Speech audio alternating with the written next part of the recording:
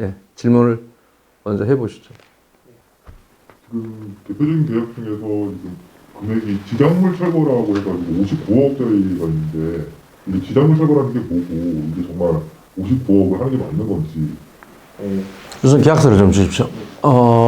요 내용은 제가 제 카페를 보신 분들은 알겠지만 제 카페에서 가장 많이 언급하고 있고 가장 많이 하고 있는 내용, 설명한 내용 중에 하나입니다. 지작물이라고 하면 오늘 또 그 질문을 똑같은 의정부 장암 1구역 조합원이 제 카페나 제가 답변했습니다만 땅속에 들어있는 물건이 지작물이다 이렇게 이해하고 그렇게 주장하는 변호사도 있고 그게 그대로 판결문에 녹아있는 사례도 꽤 있습니다. 그런 뜻이 아닙니다. 공익사업법의 지작물이라 하는 것은 간략하게 설명을 드리면 정비사업에 장애가 되는 모든 물건이라고 생각하시면 돼요. 첫째는 제일 대표적인 건축물. 그래서 지작물, 철거란 말 앞에는 지작물 철거 이렇게 되어 있는 겁니다. 그러니까 그 말이 생략된 거죠. 그런데 여러분들이 계약서에서 지작물 이럴 때는 여러분 정관은 아마 38조나 뭐 이렇게 될 거예요. 재개발정관과 재건축정관 약간 다르니까. 거기에 보면 통신시설, 전기시설, 수도공급시설, 가스공급시설들에 대해서는 철거 전에 관리권자와 미리 협의하여 철거 기간이나 방법 등을 따로 정할 수 있다 이런 규정이 있습니다. 그게 무슨 얘기냐? 그 난의 제목이 지작물 철거 등이라고 돼 있어요. 그 정관이, 표준 정관이. 그러다 보니까 마치 수도, 전기, 가스, 통신시설을 지작물이다 이렇게 좁게 해석하는 거예요. 아니에요. 그런 의미는 아니에요. 다만 그런 것들을 철거해야 되는데 그것도 지작물의 일부분일 수는 있죠. 지작물이 그 뜻인 게 아니고 엄청나게 지작물의 범위가 넓다면 그 중에 아주 적은 의미에서 이것도 지작물 아니냐 이런 뜻인 것이지 이 자체가 지작물은 아닌 거예요. 무슨 의미인지 이해하시죠? 근데 그래서 그것을 철거하는데 철거 기간이나 방법을 왜 따로 정하라고 돼 있냐? 정관에서는 따로 정하라고 돼 있어요. 그 사람과 따로 정할 수 있다. 그 사람과 협의해서. 왜냐? 그것은 여러분의 재산이 아니기 때문이에요. 건축물은 여러분 재산이 맞아요. 그러니까 여러분이 마음대로 철거해버리면 돼. 동의서 써줘서. 근데 그것은 거기에 전기에 들어와 있는 계량기, 한전재산이에요. 수도사업소가 해놓은 계량기, 수도사업소 거예요. 가스, 도시가스회사가 해놓은 가스사업소 거예요. 그 배선도 다 그 사람들이 깔아놓은 거. 여러분 돈 안 냈어요. 그러니까 철거를 하려면 건축물은 여러분 거지만 거기에 들어와 있는 공급시설들은 그 사람 자산이니 그런 시설권자의 자산이니까 이걸 보상을 해줘야 돼요. 협의하라는 얘기는 미리 거기서 와요. 여러분 마음대로 못 부셔요. 남의 걸 어떻게 부셔. 그리고 부시려면 가스도 막아야 될 거 아니에요. 수도도 막아야 될 거 아니에요. 아니면 사고가 나잖아요. 그러니까 그걸 미리 협의할 수밖에 없어요. 그런데 협의할 때 어떻게 하냐. 구체적으로 설명을 드리면 전기는 한전에서 직접 철거해요. 통신시설, 각 통신사가 직접 철거해요. 그리고 비용 받아가요. 원인자 부담. 여러분한테 예를 들어 이 배선이 뭐 예를 들어 10년을 쓰기로 했다. 5년 만에 여러분 때문에 철거하는 거예요. 그러면 5년치 남은 가치를 여러분에게 비용으로 청구합니다. 그 돈이 완납돼야 철거하세요라고 승낙을 해줘요. 그들이. 그러니까 미리 여러분 재산이 아니기 때문에 미리 협의할 수밖에 없어요. 주인이 따로 있는 거라서. 그 뜻이에요. 그러면 여러분은 협의했느냐 문제예요. 협의를 안 했는데 계약서가 써지니까 너무 재밌죠. 왜요? 협의할 수가 없어요. 지금은. 사업시행인가도 안 나고 건축심의도 안 났는데 그러면 첫째 의문은 뭐예요? 뭐가 급해서 이 짓을 했을까? 왜 협의를 하지 않을까? 정관에 나와 있는데 협의를 하라고 돼 있는데 근데 협의를 하면 어떤 문제가 생기느냐? 전기는 그들이 철거하겠다고 비용이 얼마입니다. 통보를 해요. 근데 아직은 할 때가 아니에요. 협의할 때가. 다시는 가스도 가스관 차단 공사를 지들이 해요. 그리고 잔존 가치라고 그래서 배관이 내가 20년 써야 되는데 10년 만에 쓴다. 10년치 내놔라 하고 그 비용을 여러분한테 통보해요. 그 비용이 납부돼야 여러분이 그걸 철거를 할 수 있는 거예요. 그래서 여러분은 비용을 납부했으니까 다 샀잖아요. 여러분 거 냈잖아요. 갖다 팔아 먹으면 돼요. 고철로. 자, 그 다음에 수도는 서울시가 거기는 관값을 안 받아요. 수도도 마찬가지 서울시가 여러분한테 하세요라고 해요. 원인자 부담해서 여러분이 그냥 하세요. 여러분 때문에 하니까. 대신에 잔존 가치는 안 받을게요. 수도 파이프 그냥 우리는 공짜로 줄게요 해요. 서울시는. 근데 전국이 어디나 그러냐? 아니에요. 저쪽에 경남 무슨 이런데 천안도 마찬가지입니다. 천안 이런 데도 수도사업소가 직접 해요. 공사를. 그러니까 얘네들이 한다는 건 전부 후라이예요. 전기 철거를 얘네들이 한다는 건 거짓말이에요. 후라이라는 게 좀 이상한.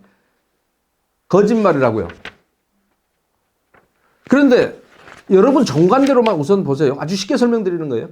사전 협의하라는데 협의했느냐? 협의했다면 얘들이 이런 걸 할 수가 없어요. 그런데 협의도 안 했는데 어떻게 물량이 나와서 계약 금액까지 정해주고 이 금액이 나올 수 있을까요? 너무 신기하지 않아요? 앞으로 여러분의 정비 사업이 이렇게 전지전능한 누군가에 의해서 이루어지고 있다는 것을 이게 출발이에요. 그러면 자 잠실 2단지 5,563세대입니다. 조합원은 4,682명이었어요. 제가 지금도 기억합니다. 거기는 이 똑같은 그 시절만 해도 자 그 당시에 관리처분책자입니다. 잠실 2단지 관리처분책자예요. 이때 그럼 얼마였느냐? 단가 별로 안 변했어요. 그때나 지금이나. 왜 뭐 관 자르고 하는 게 뭐 얼마나 관 자르고 영접하는 게 무슨 얼마나 단가가 변하겠어요. 그때 상수도 폐관 단절 공사비 6,138만 원이었습니다. 잠실 2단지. 여러분보다 조합원 수가 더 많아요. 그 다음에 가스 뭐지? 가스관 단절. 가스관 단절도 있어요.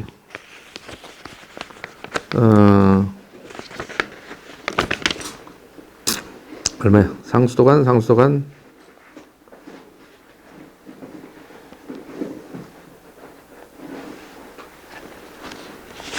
잠깐만요. 가스배관 단절 공사비 4,312만 9천 원. 이게 그 당시 잡힌 사업비입니다. 그러니까 두 개 합쳐서 한 1억 정도 잡혀 있죠. 그리고 나머지 전기는 여기에 안 들어가는 거. 전기는 한전에서 합니다. 이 업체가 못해요. 지금 전국적으로 이 업체가 한 사실 자체는 없어요. 어디나. 그런데 서울은 상수도는 자기들이 공사하고 아니 여러분한테 하라고는 해요. 그런데 아까 뭐 6천만 원 정도 잡아놨죠. 잠실 2단지. 그걸 얼마 들어갔는지 몰라요. 예산이 그거예요. 근데 관 하나 막는데 그럼 이게 많이 싸게 잡힌 거냐? 아니요. 재건축은 관 하나만 막으면 됩니다.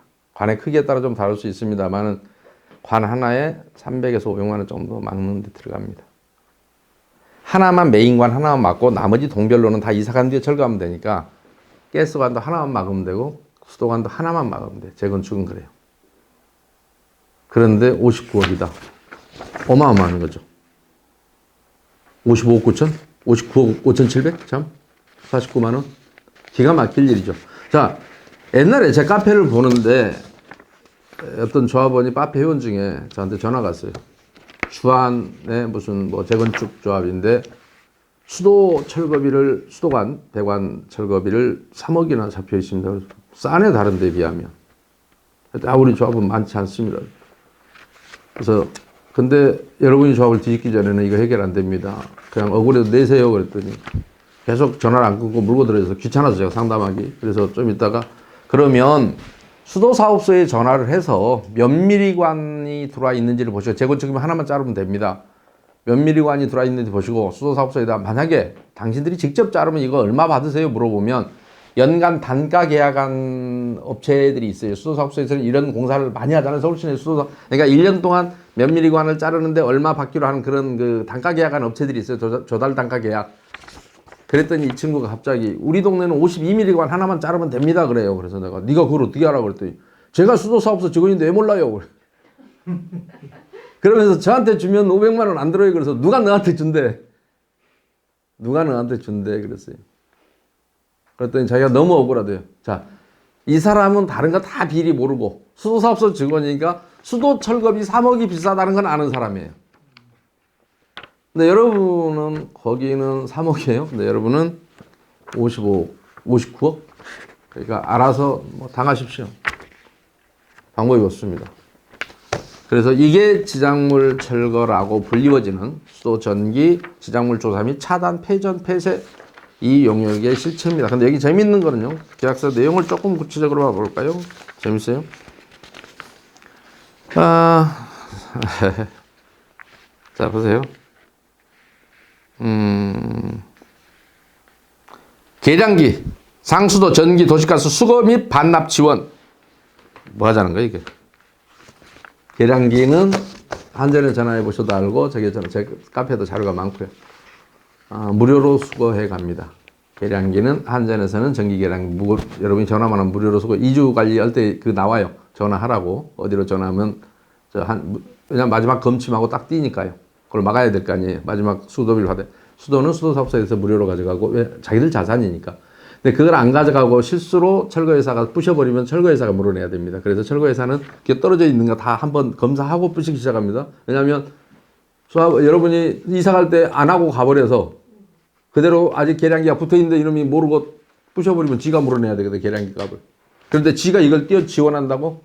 천만의 말씀입니다. 이런 그러니까 거짓말들이 구체적으로 들어가면 많은데 한국전력은 그래서 이 부분에 대해서 제가 그렇게 설명해도 사람들이 잘 못 알아듣는데 다행히 수사기관이 그렇게 설명해도 잘 몰라요. 그런데 대전지방검찰청 천안지청이 2015년도에 신부동 재건축조합에서 거기는 가스는 없었고요. 수도하고 그 전기가 하지도 않, 거기는 수도사업소에서 수도공사를 직접 했습니다. 그런데 이런 바로 여러분과 같이 이런 업체가 했다고 그래서 용역비를 뽑아갖고 조합하고 나눠먹은 사건에 대해서 구속해서 중형을 선고받은 게 있습니다. 제 카페 자세히 그 내용이 소개되어 있으니까 보셔도 됩니다. 판결문을 제가 전문을 공개하지 않았어요. 여러분이 만약에 이거 정당하다라고 조합에서 하면 그 판결 전문을 1심, 2심, 3심 판결문 전문을 공개할 수도 있습니다. 예, 이상 좀 이해가 되셨나요? 네. 궁금한 거 있으면 뭐 질문. 저 질문 있습니다. 네. 지금 이제 우리가 읽어보면 2018년 1월 30일로 개혁이 됐습니다. 네. 이게 2018년 1월 30일이라는 게 알고 있습니다. 전적법 이제 그거 설명드릴게요. 9년서부터 예, 알고 있습니다. 제가 설명드릴게요. 그건 나중에 제가 설명드리려고 그랬는데 2018년 2월 9일에 개정 도시정비법이 시행되면서 도시정비법이 전면 재정 수준으로 바뀌었어요. 그래서 조문도 순서가 왔다 갔다 하면 다 바뀌고.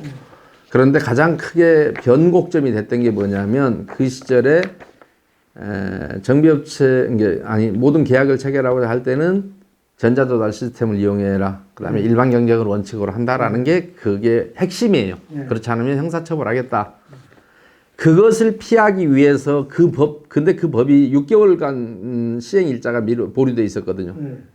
그 6개월 안에 전국에 있는, 심지어는 하루 전날, 2018년 2월 8일 날은 전국이 난리가 밤 10시까지 총회들을 해대느라고. 왜? 앞으로 2시간 후면 새로운 법이 나오니까 우리는 마음껏 계약을 못할 것이다. 근데 물론 지켜지지 않았습니다. 지금도 다 속여서 해요. 지금은 적격심사라 그래서 이제 지가 점수표를 매겨갖고 또 그 짓을 하고 있어요. 처음에는 무조건 최저가 입찰이었습니다. 그런데 어떤 놈들이 로비를 했는지 초안에는 그랬었는데 정비사업 계약 업무 처리 기준을 바꿔가서 최적심사, 적격심사제를 또 가능하도록 해놨어요. 애당초는 없었어요. 초안에는, 예고된 초안에는 없었는데 그 짓을 했는데 그 부분은 내가 일괄해서 그러면 그렇다고 잘못이 아니냐. 자, 그러니까 입법을 피하려고는 했는데 피하지 못하고, 그러니까 의도는 제가 알아요. 그러나 이것은 어떤 게 위반되는지를 또 이따가 한꺼번에, 여러분 계약은 2018년 1월 30일 날 너무 많은 계약이 체결됐어요. 그래서 누가 봐도 속이 보이는 짓을 했어요. 더구나 이거는 지금 필요하지도 않아요. 관리처분이 인가가 나야만이 할 수 있어요. 서울시 예산회계 규정에는 각 용역계약의 체결 시기가 있어요. 그런데 철거는 이것도 일종의 철거잖아요. 단절이나 이런 것들도. 근데 이거는 관리처분 계획 수립 이후라고 딱 시기를 못 박습니다. 왜냐하면 미리 하면 여러분이 계약금이라 나가게 되면 그 이자가 얼마예요? 앞으로 관리처분이 뭐 3년 후다 그러면 그렇지 않아도 가짜도 속상한데 이걸 또 남 돈 빌려다 이자까지 줘야 된다 그러면 엄청난 속상한 일이잖아요. 그렇죠?